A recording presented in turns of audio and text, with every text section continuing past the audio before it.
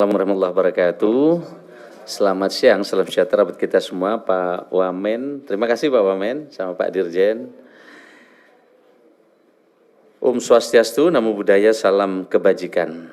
Ambil benang untuk dipintal, benangnya diimpor dari Australia. Mari sambut talenta digital, mewujudkan birokrasi berkelas dunia. Teman-teman sekalian kami hormati, terima kasih Pak Menkominfo ini yang telah memfasilitasi tempat kami. Di sebelah kanan saya adalah PLT Kepala BKN, Pak Yomo, Bu Sesmen, kemudian PLT Deputi SDMA. Rekan-rekan sekalian, kami ingin menyampaikan progres rekrutmen ASN yang sebelumnya telah diumumkan bersama Bapak Presiden di Istana sebesar 2,3 juta sebelum pemilu yang lalu. Dan ini adalah rekrutmen terbesar sepanjang 10 tahun terakhir. Nah, kami ingin sampaikan progres, dan ini ditunggu oleh banyak masyarakat, termasuk fresh graduate, karena di dalam kebijakan tahun ini, selain menyelesaikan non-ASN yang tersisa 1,8 juta, termasuk di dalamnya ex-THK 2 yang nanti akan dituntaskan, ini juga ada fresh graduate kurang lebih 600.000 orang. Tetapi kenapa ini tidak segera diumumkan? Karena tahun ini berbeda dengan tahun sebelumnya. Sebelumnya formasi detail langsung dari Kemenpan. Sekarang kami serahkan ke kementerian lembaga masing-masing termasuk pemerintah daerah. Karena pemerintah daerah yang tahu prioritas dan kementerian masing-masing. Ternyata justru ketika kita berikan ini bukan mudah dan ini membutuhkan koordinasi yang terus kita kerjakan. Yang semula deadline terakhir tanggal 5, kita perpanjang ke tanggal 20, kemudian kita perpanjang lagi ke tanggal 30, sebagian kementerian lembaga sudah selesai mengirim informasi, sebagian belum. Saya ingin sampaikan teman-teman sekalian, Bapak Presiden memberikan arahan agar birokrasi kita ini bukan tumpukan kertas. Presiden berharap birokrasi ini berdampak, maka kesibukan birokrasi yang menyebabkan tumpukan kertas, proses bisnis panjang ini harus kita pangkas. Yang kedua, Bapak Presiden memberikan arahan agar birokrasi ke depan lincah dan cepat. Maka formasi yang terdisrupsi oleh teknologi tahun ini tidak kita kabulkan. Begitu juga kita dorong sekarang formasi yang berisi salah satunya adalah talenta-talenta digital, karena ke depan pelayanan publik ini berbasis digital ID dan juga berbasis digital yang memudahkan masyarakat ke depan tidak lagi mengisi berulang-ulang, tapi cukup dengan face recognition, masyarakat tidak perlu lagi mengisi data yang berulang-ulang, tentu dengan sistem pemerintah berbasis elektronik nanti. Bapak sekalian saya hormati, dasar regulasi perencanaan kebutuhan ASN itu mengacu pasal 32 Undang-Undang 20 2023 tentang ASN. Dalam pasal tersebut bahwa Menpan RB menetapkan kebijakan dan seterusnya, di mana kebijakan perencanaan kebutuhan pegawai ASN merupakan panduan bagi instansi pemerintah dalam menyusun kebutuhan pegawai ASN. Instansi pemerintah menyusun rencana kebutuhan, kebijakan perencanaan kebutuhan pegawai ASN, dan seterusnya, dan seterusnya. Ibu dan Bapak sekalian saya hormati, kami ingin sampaikan bahwa berikut merupakan alur perencanaan kebutuhan ASN tahun 2024. Ini adalah alurnya, di mana pengusulan kebutuhannya dari instansi pemerintah, kemudian sebelumnya dari surat Pan RB, kemudian ada sarana prasarana yang mesti disiapkan dengan BKN, kemudian verifikasi, validasi rincian ada di BKN, dan seterusnya, dan seterusnya. Saya tidak ingin menjelaskan ini, karena ini nanti akan terlalu teknis dan panjang. Tetapi kami langsung ingin sampaikan teman-teman sekalian bahwa pada Januari 2024 lalu Presiden telah mengumumkan ini adalah total kebutuhan ASN tahun 2004 sebanyak 2,3 juta yang diperuntukkan bagi pemerintah pusat sebesar lebih dari 429.000 dan pemerintah daerah sebesar lebih dari 1,8 juta. Ini yang kita Bapak Ibu bisa lihat.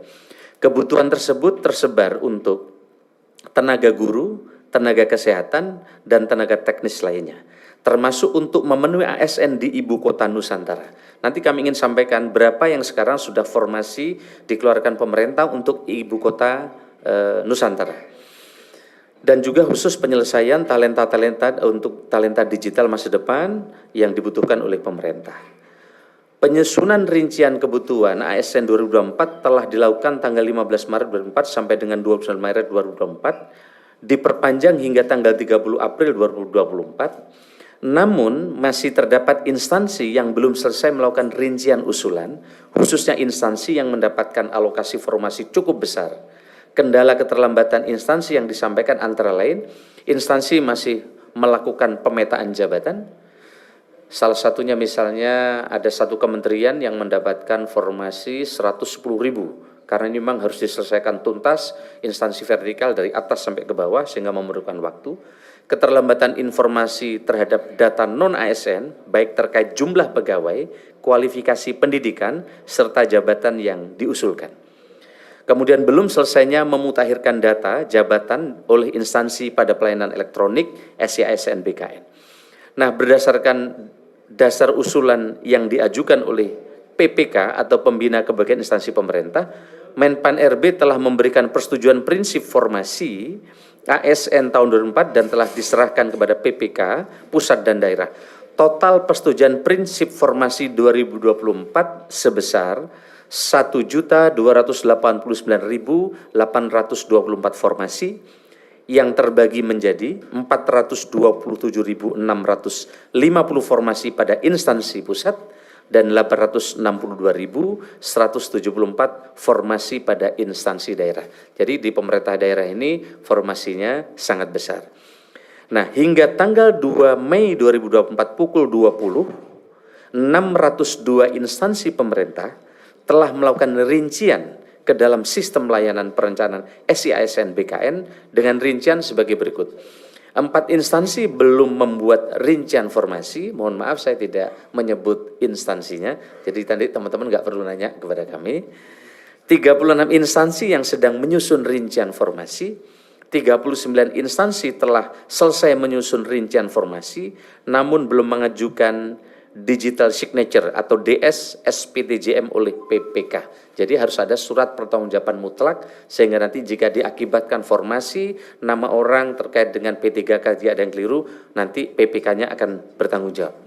Kemudian 371 instansi sedang dalam proses verifikasi dan validasi rincian formasi oleh BKN dan 152 rincian usulan instansi yang telah selesai verifikasi dan validasi oleh BKN dan sedang menunggu digital signature peraturan teknis kepala BKN.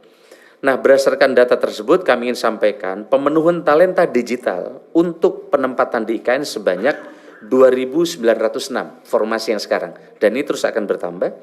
Kemudian pemenuhan talenta digital untuk pemerintah daerah sebanyak 19.817 yang formasinya.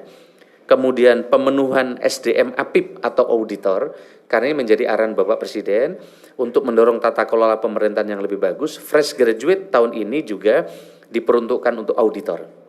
Sehingga kementerian, lembaga, dan pemerintah daerah yang belum mengusulkan formasi ini pasti kita tolak untuk diperbaiki, mengusulkan talenta digital di dalam auditor mereka. Nah, kemudian totalnya berapa? Pemenuhan SDM APIP sebanyak 794 atau 491 auditor dan 301 P2 UPD.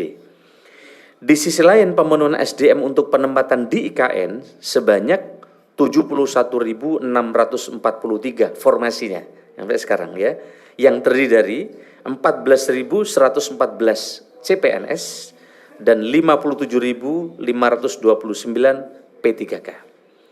Di samping itu, pemerintah juga membuka jalur penerimaan CPNS pada 8 instansi penyelenggara sekolah kedinasan dengan alokasi sebanyak, yang ini pertama kali kami umumkan pada kesempatan ini teman-teman sekalian, karena dari beberapa hari kemarin kami belum selesai, baru selesai hari ini dan kami sampaikan di depan publik untuk pertama kalinya untuk formasi sekolah kedinasan. Ada 8 instansi penyelenggara sekolah kedinasan dengan alokasi sebanyak 3.445 formasi yang tersebar pada sekolah kedinasan dengan rincian sebagai berikut. Kementerian Keuangan atau Politeknik Keuangan Negara atau STAN sebanyak 722 formasi. Ini yang ditunggu karena mereka begitu masuk, seleksi ketat, lulusannya mereka langsung jadi PNS. Kementerian Dalam Negeri, Institut Pemerintahan Dalam Negeri sebanyak 721, Badan Intelijen Negara atau BIN, Sekolah Tinggi Intelijen Negara sebanyak 400, Badan Cyber dan Sandi Negara, karena kita sedang mendorong penguatan digitalisasi yang aman, maka Sekolah Tinggi Sandi Negara kita beri formasi tahun ini sebanyak 105, Badan Pusat Statistik atau BPS, yaitu Politeknik Statistik atau STIS, sebanyak 355. Kementerian Hukum dan Hak Asasi Manusia atau Politeknik Ilmu Pemasyarakatan dan Politeknik Imigrasi, sebanyak 400. Kementerian Perhubungan, ada 22 sekolah kedinasan, kita siapkan formasi 622. Dan Badan Meteorologi, Klimatologi, dan Geofisika atau BMKG, karena tantangan climate change, global warming ke depan sangat besar, maka Sekolah Tinggi Meteorologi, Klimatologi, dan Geofisika kita siapkan SDM unggul untuk masuk di tempat ini, yaitu sebanyak 120 orang untuk sekolah kedinasan ini.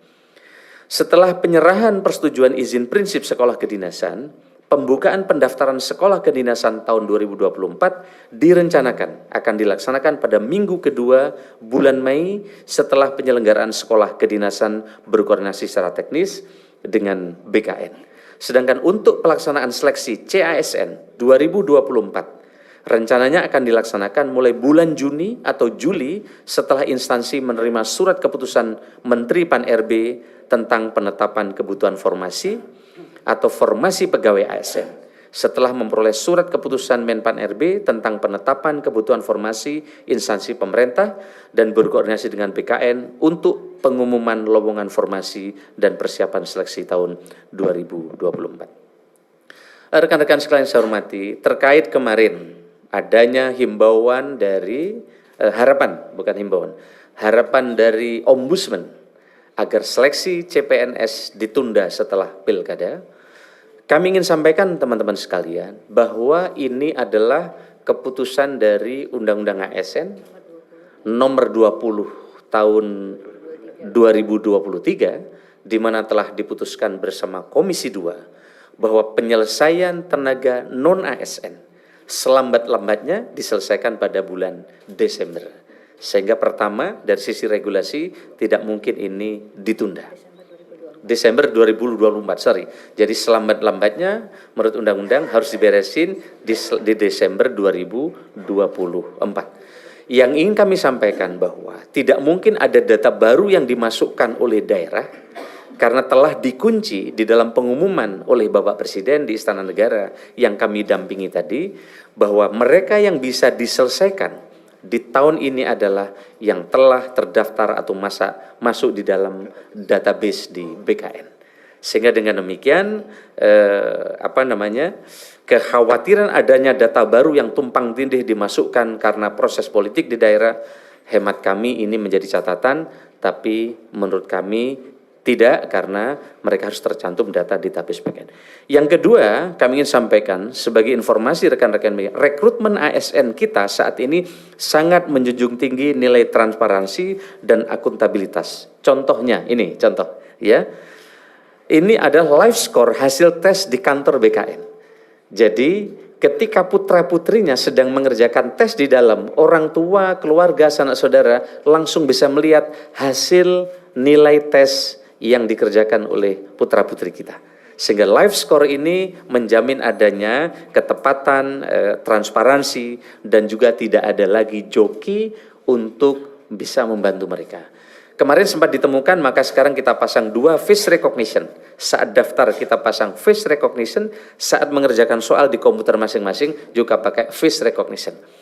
Waktu itu ditemukan ada joki, ternyata waktu masuk pakai face recognition itu, ketika mengerjakan soal mereka ke toilet, yang masuk orangnya beda. Nah sekarang begitu dengan face recognition ini akan lebih terjaga. Saya kira ini tidak ada lagi istilah titipan, putranya Pak Kepala BKN saja yang membuat soal berapa kali tes? 2 kali juga. Banyak sekali putra-putra pejabat yang bikin soal juga nggak bisa diterima.